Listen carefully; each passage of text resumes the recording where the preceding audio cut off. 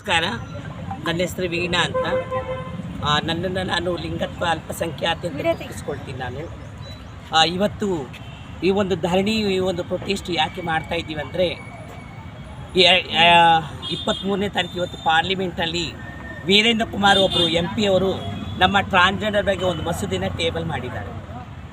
ಅದು ನಾವು ಟ್ರಾನ್ಸ್ಜೆಂಡರ್ ಬಗ್ಗೆ ಮಾತಾಡಲಿಲ್ಲ ಅಂತಲ್ಲ, ಬಟ್ ನಮ್ಮನ್ನು ಕನ್ಸೆಂಟ್ ಮಾಡಿದ್ದೀರಾ. ನಮ್ಮ ಬಗ್ಗೆ ನೀವು ಏನೂ ಅರ್ಥ ಮಾಡ್ಕೊಳ್ದೆ, ನಮ್ಮ ಬಗ್ಗೆ ತಿಳುವಳಿಕೆ ಇಲ್ದೇ ನಮ್ಮ ಬಗ್ಗೆ ಒಂದು ಮಸೂದೆನ ತರಕ್ಕೆ ಹೋಗ್ತಾ ಇದ್ದೀರಾ. ಅದರಲ್ಲಿ ಮುಖ್ಯವಾಗಿ ಏನಿದೆ, ಕೆಲವೊಂದು ಡೆಫಿನೇಷನ್ನ ಬಿಟ್ಟಿದ್ದಾರೆ. ಒಂದು ಡೆಫಿನೇಷನ್ ಇರೋದು ಏನಂದರೆ, ಹಿಜ್ರಾ ಅಂತ ಇದ್ದೀರಾ, ಜೋಗ್ತಾ ಸಮುದಾಯ ಅಂತ ಹೇಳ್ತಾ ಇದ್ದೀರಾ, ಕಿನ್ನರ್ ಅಂತ ಹೇಳ್ತಾ ಇದ್ದೀರಾ, ಅರವಾಣಿ ಅಂತ ಹೇಳ್ತಾ ಇದ್ದೀರಾ, ಹಾಗೆ ಇಂಟರ್ಸೆಕ್ಸ್ ಕಮ್ಯುನಿಟಿ ಅಂತ ಹೇಳ್ತಾ ಇದ್ದೀರಾ, ಯೂನಕ್ ಅನ್ನೋದು ಹೇಳ್ತಾ ಇದ್ದೀರಾ, ನಪುಂಸಕ ಅಂತ ಒಂದು ಡೆಫಿನೇಷನ್ಗಳ ತರಕ್ಕೆ ಹೋಗ್ತಾ ಇದ್ದೀರಾ. ನೀವು ಇನ್ನೂ ಹಲವಾರು ಕೆಟಗರಿ ಜನನ ನೀವು ಬಿಟ್ಟಿದ್ದೀರಾ. ಹೆಣ್ಣಾಗಿ ಹುಟ್ಟಿ ಗಂಡಸಾಗಿ ಗುರುತಿಸ್ಕೊಳ್ಳೋರನ್ನ ಬಿಟ್ಟಿದ್ದೀರಾ, ಗಂಡಾಗಿ ಹುಟ್ಟಿ ಹೆಣ್ಣಾಗಿ ಗುರುತಿಸ್ಕೊಳ್ಳೋರನ್ನ ಬಿಟ್ಟಿದ್ದೀರಾ. ಹಾಗೆ ನನ್ನನ್ನು ಗಂಡಸು ಅಂತ ಗುರುತಿಸ್ಕೊಳ್ತಾರೆ ಕೆಲವೊಬ್ಬರು, ನನ್ನನ್ನು ನಾನು ಹೆಂಗಸು ಅಂತ ಗುರುತಿಸ್ಕೊಳ್ತೀವಿ. ಆ ಒಂದು ಕೆಟಗರಿ ಸಮುದಾಯನೆಲ್ಲ ಬಿಟ್ಟಿದ್ದೀರಾ. ಈ ಒಂದು 4 ಡೆಫಿನೇಷನ್ ಹೇಳ್ತೀವಿ. ಇದು ಹಿಂದುತ್ವದ ಒಂದು ಸಂಕೇತ ಅಂತ ಹೇಳ್ತೀವಿ. ಸಂಪ್ರದಾಯ ಕಲ್ಚರ್ ಹೆಸರಲ್ಲಿ ಹಿಜ್ರಾ, ಕಿನ್ನರ ಅಕಾಡೆಮಿ ಅಂತ ಇದೆ, ಹಿಜ್ರಾ ಸಮುದಾಯ ಒಂದು ಸಂಪ್ರದಾಯ ಅಂತ ಇದೆ. ಹಾಗೆ ಬೇರೆ ಬೇರೆ 4 ಕೆಟಗರಿನ ಹಿಂದುತ್ವದಲ್ಲಿ ನೀವು ತಗೊಂಡು ಬರೋಕ್ಕೆ ಹೋಗ್ತಾ ಇದ್ದೀರಾ. ಬಯೋಲಾಜಿಕಲಿ ನಾವು ಯಾರಂತ ನಮ್ಮನ್ನು ಗುರುತಿಸ್ಕೊಳ್ಳೋಕ್ಕೆ 2014 ಏಪ್ರಿಲ್ 15ನೇ ತಾರೀಕು ನಾಲ್ಸಾ ಜಡ್ಜ್ಮೆಂಟ್ ಬಂದಿತ್ತು. ಅದರಲ್ಲಿ ನಮ್ಮ ಐಡೆಂಟಿಟಿನ ನಾವೇ ಗುರುತಿಸ್ಕೊಳ್ತೀವಿ. ನಾವು ಯಾರಂತ ಗುರುತಿಸ್ಕೊಳ್ಳುವಾಗ ಅದನ್ನು ಕೇಂದ್ರ ಸರ್ಕಾರ ರೆಕಗ್ನೈಸ್ ಮಾಡಬೇಕು, ಒಪ್ಕೊಳ್ಬೇಕಂತ ಹೇಳಿತ್ತು.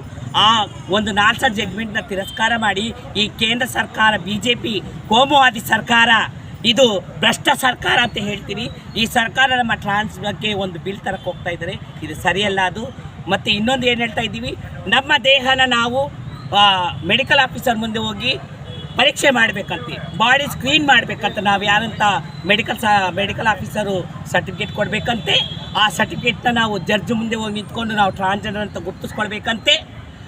ಟ್ರಾನ್ಸ್ಜೆಂಡರ್ಗೋಸ್ಕರ ನೀವು ಈ ಥರ ಹೇಳುವಾಗ, ಒಂದು ಮಹಿಳೆಯರಿಗೆ ನೀವು ಈ ಥರ ಹೇಳ್ತಾ ಇದ್ದೀರಾ, ಒಂದು ಪುರುಷರಿಗೆ ಈ ಥರ ಹೇಳ್ತಾ ಇದ್ದೀರಾ. ಟ್ರಾನ್ಸ್ಜೆಂಡರ್ನ ನಮ್ಮನ್ನು ಯಾಕೆ ನೀವು ಬಾಡಿ ಸ್ಕ್ರೀನಿಂಗ್ ಮಾಡಂತ ಹೇಳ್ತಾ ಇದ್ದೀರಾ? ನನ್ನ ಲಿಂಗತ್ವ ಹೇಗಿರಬೇಕು ಅನ್ನೋದು ನನ್ನ ಹಕ್ಕು. ನನ್ನನ್ನು ನಾನು ಗುರುತಿಸ್ಕೊಳ್ತೀನಿ ಅಂತ ಆ ಬಿಲ್ಲಲ್ಲಿ ಈ ಲೂಪ್ ಹೋಲ್ಸಿದೆ ಅಂತ ತೆಗಿಬೇಕಂತ ಹೇಳ್ತಾ ಇದ್ದೀವಿ. ಹಾಗೆ ಸಂಪ್ರದಾಯ ಹೆಸರಲ್ಲಿ ಏನೆಲ್ಲ ಗುರುತು ಮಾಡ್ತಾ ಇದ್ದೀರಾ. ನಮ್ಮ ಸಮುದಾಯದವರು ಅಕ್ಕ, ತಂಗಿ, ಚೇಲ, ನಾತಿ, ದಾದಿ ಅಂತ ಒಂದು ರಿಶ್ತಾದಲ್ಲಿದ್ದಾರೆ.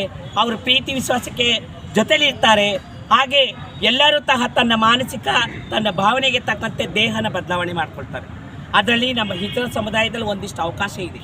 ಇವತ್ತು ನಾವೆಲ್ಲ ಚೆನ್ನಾಗಿದ್ದೀವಿ, ನಾಳೆ ನಮ್ಮಲ್ಲೇ ದೂರ ಆಗ್ತೀವಿ. ಅವ್ರು ಬಂದು ವಿನಾಕಾರಣ ಯಾರಾದರೂ ಕಂಪ್ಲೇಂಟ್ ಮಾಡಿದ್ರೆ ಅಂಥ ಸಮುದಾಯನ 10 ವರ್ಷದಿಂದ 15 ವರ್ಷ ಜೈಲಲ್ಲಿ ಇಡೋವಂಥದ್ದು ಇದು ಹುನ್ನಾರ ಆಗ್ತಾಯಿದೆ. ಮತ್ತು 5 ಲಕ್ಷ ರೂಪಾಯಿ ಜುಲ್ಮಾನೆ ಕಟ್ಟಬೇಕಂತ ಹೇಳ್ತಾ ಇದ್ದೀರಾ. ಇದು ಯಾವ ರೀತಿ ಅಂತ ನಾವು ಕೇಳ್ತಾ ಇದ್ದೀವಿ. ಮತ್ತು ಅದಲ್ಲದೆ ಸುಮ್ಮನೆ ಗಾಸಿಪಾಗಿ ಯಾರಾದರೂ ಕಂಪ್ಲೇಂಟ್ ಕೊಟ್ಟರು ಅದು ಕನ್ಸಿಡರ್ ಮಾಡ್ತೀರಿ ಅಂತ ಹೇಳ್ತಾ ಇದ್ದೀರಿ ನೀವು. ಇದು ಸರಿಯಲ್ಲ. ನಮ್ಮ ಮಾನ ಹಕ್ಕುಗಳು ಉಲ್ಲಂಘನೆ ಮಾಡ್ತಾ ಇದ್ದೀರಾ. ಇವತ್ತು ಆರ್ಟಿಕಲ್ 21 ಜೀವಿಸುವ ಹಕ್ಕನ್ನು ನೀವು ಉಲ್ಲಂಘನೆ ಮಾಡ್ತಾ ಇದ್ದೀರಾ. ನಮ್ಮ ಮೇಲೆ ಕಳಂಕ ತಾರತಮ್ಯ ತರ್ತಾ ಇದ್ದೀರಾ. ಸಮಾನತೆಗೆ ನೀವು ಅವಕಾಶ ಮಾಡಿಕೊಡ್ತಾ ಇಲ್ಲ. ನಮಗೆ ಸಿಗಬೇಕಾದ ಮೀಸಲಾತಿ ಬಗ್ಗೆ ನೀವು ಯೋಚನೆ ಮಾಡ್ತಾ ಇಲ್ಲ. ನಮ್ಮ ಮೇಲೆ ಅನ್ಯಾಯ, ಅತ್ಯಾಚಾರ, ಕಳಂಕ ತಾರತಮ್ಯ, ದೌರ್ಜನ್ಯ ಆದರೆ ಅದ್ರ ಬಗ್ಗೆ ನೀವು ಮಾತಾಡ್ತಾ ಇಲ್ಲ. ಅದು ಬಿಟ್ಬಿಟ್ಟು ಬೇರೆ ರೀತಿ ನೀವು ಹುನ್ನಾರದಲ್ಲಿ ಈ ಥರ ಹಿಂದುತ್ವವನ್ನು ತಗೊಂಡು ಬರ್ತಾ ಇದ್ದೀರಾ.